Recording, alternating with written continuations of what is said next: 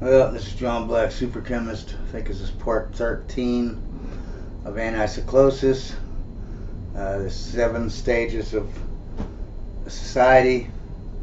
And, so far we've gone back, say, about 1,500, 2,000 years, right? And we followed this bloodline, right? And we've seen that it's current today in our presidents and our secretaries of states, and you name everything, CIA, everything. They're all in charge. You know what I mean? And then I went over, governors and this and that. Then it seemed like I was getting off on a tangent, showing you woke colleges, who founded them, and the presidents of those woke colleges, and who gives us our books, who gives us our news, our TV, our movies, and TV shows, or like I said, news. They give us everything that we consume in our, information-wise, to make us think of a certain way, right?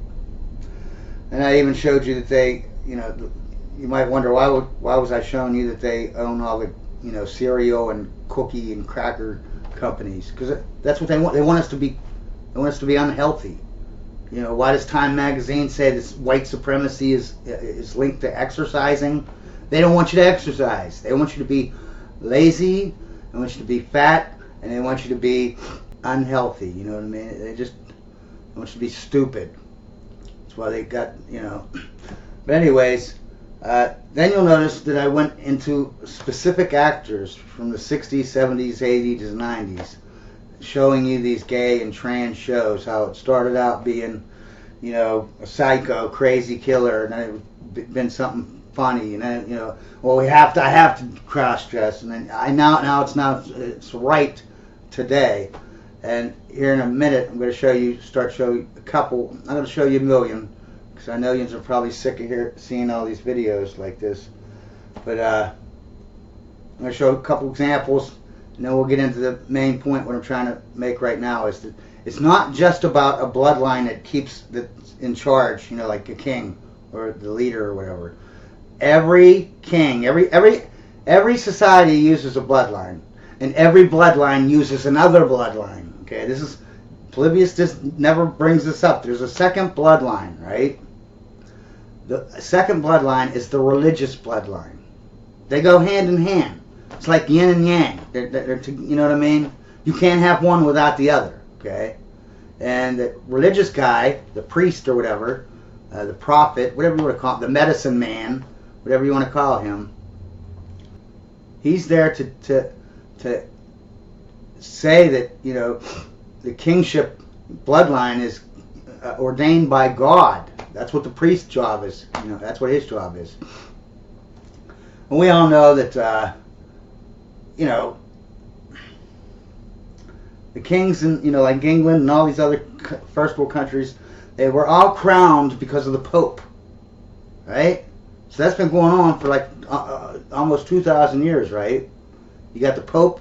We had kings, and then you got this Pope, and he's crowning them, saying God ordained this. You know what I mean? But why did I bring up this trans stuff? I could have brought up racism, how they're brainwashing the kids with racism. I could talk about, show you videos on feminism, how they're brainwashing the women to hate men and hate themselves. The reason why I picked the trans one, and I wanted to show you that, how it progressively has been integrated into our society, right? Until now, it is a religion. See, that's the thing. You have to have a religion or a God if you're going to have a bloodline. Because then the bloodline can say, God told, this is what God wants, my bloodline, and to be the leader. You know what I mean? Just like back in, Indians or cavemen, you go back, and there's a medicine man, right? The religious guy, and you got your chief, right? And their chief's kid has a chief, and that kid has, the chief leadership is passed down through the bloodline. The same way with the medicine man. And usually the medicine man and the leader are either brothers, cousins, or some kind of blood relation. You know what I mean? And they just control everything. Okay? And we know that the leaders is true and right because he has his brother who's the priest telling us that God told us that. You know what I mean? And how do we know the priest is good? Because we got his brother, the leader, saying that he's good. You know what I mean? They're like playing off of each other. Okay? But the thing is you need to understand that religions piggyback off of each other. You never have well, I can't say never. Usually you have a religion that is just a morph.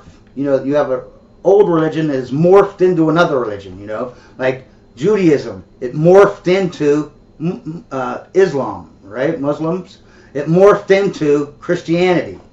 And Christianity piggybacked off of the Jewish religion. The Jewish religion piggybacked off of the pagan religion where they worship the sun up in the sky, you know what I mean? God's son, they called him. Get it? God's son. What do we worship today? God's son. I did make about 5 videos or something like that, how Christianity is based on, and Judaism is based on a, you know, that pagan religion, you know, worshiping the sun. There's hundreds of facts in there. Go watch it, seriously. Didn't you ever wonder why all the holidays revolve around celestial stuff? Like Christmas is, you know, the winter solstice. You got the spring equinox is Easter. And not only is Easter determined because of the spring equinox, right? A celestial thing. We have it not on the spring equinox, but the first full moon after the spring equinox. So there's two. We base that religion on that holiday on 2 different celestial events.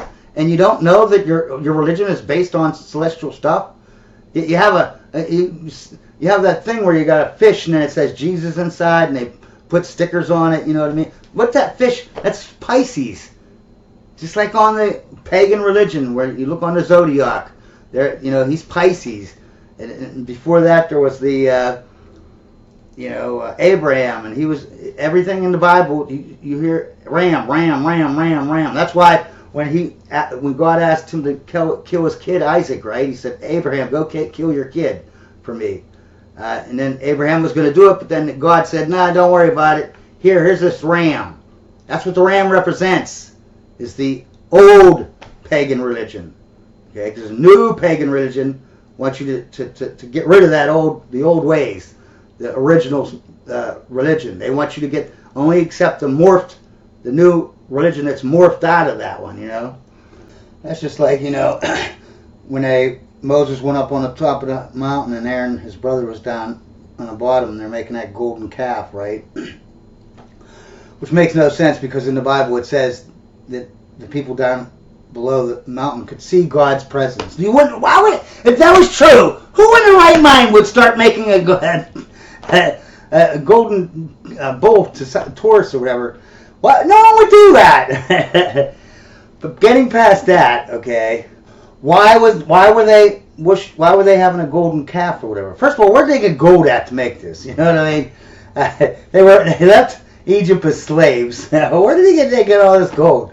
But anyways, they got this golden bull. What? Because Adam and Eve, you can Google, who was around 6,000 years ago? Oh, Adam and Eve. They represent the bull, right? And if you look on the astrological zodiac thing, you'll see there's the bull, then the ram, and then the fish, right? Pisces, right? 6,000 years ago, Adam and Eve. 4,000 years ago, guess what? I Googled it. That was around when Abraham was around, because he represents the next age, the age of the ram, right? I mean, the age of the ram. And then what? 2,000 years later, you know, and keep in mind, these ages last, you know, about between 2,000 and 2,300 years, you know what I mean?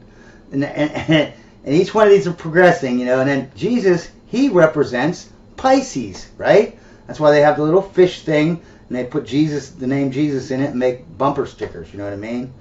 That's why he was a fisherman. Everything about him is always about fish, you know what I mean? Because he represents that age, okay? And that comes from the zodiac, a pagan religion. You know what I mean?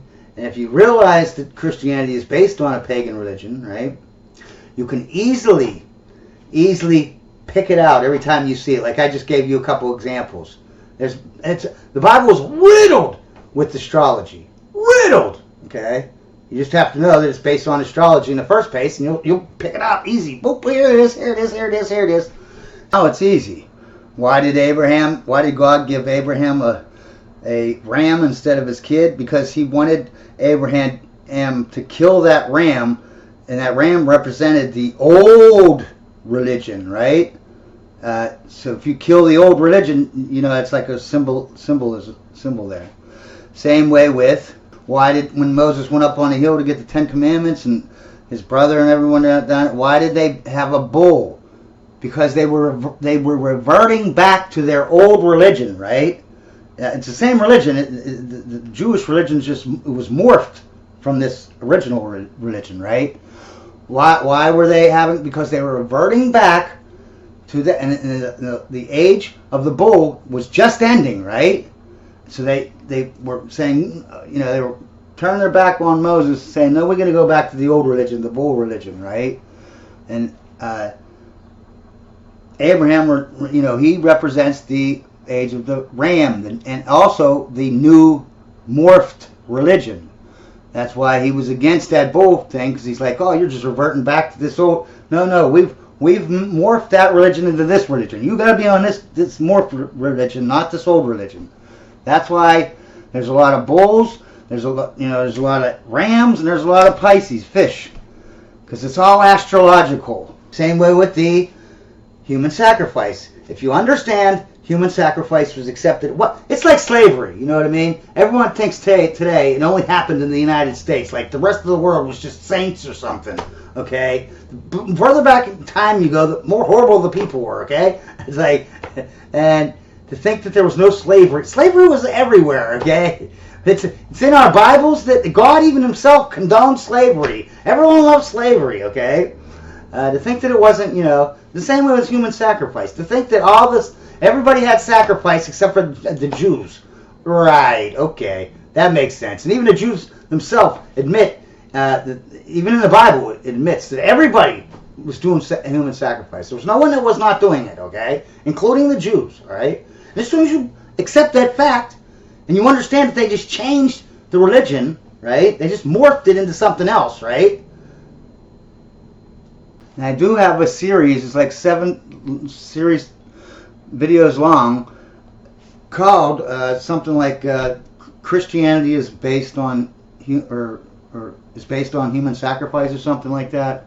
Go into those videos. They'll tell you how they changed history. I'm going to go into it a little bit in this video with the ANACYCLOSIS, but I go into it in depth on how Christianity is based on human sacrifice. The human sacrifice of Jesus Christ is the foundation of Christianity. So let's go back to ANACYCLOSIS, okay? They changed history because they don't want you to know that the aristocrats and the nobles and all that were the same family members, the same royal blood as the monarchy, because it disproves ANACYCLOSIS. The reason why they don't want you to know that, because see, to believe Polybius's version of ANACYCLOSIS, right, you have to believe that the king goes into tyranny and then it goes into a aristocrat, right, aristocracy. Now, you can't believe that, you know, if you know that the aristocracy is actually the same royal family, the same relatives as the monarch, then his theory falls apart, right? And then it goes into my theory, saying that the bloodline always goes along, right? And when you get into the democracy, it's just it's just the low royals. It's the same family. The bloodline keeps going. But if you think that the aristocrats are not part of the, you know, no royal blood, like they want you to believe, and I even looked it up. I had that guy, he was an earl. An earl is a nobleman.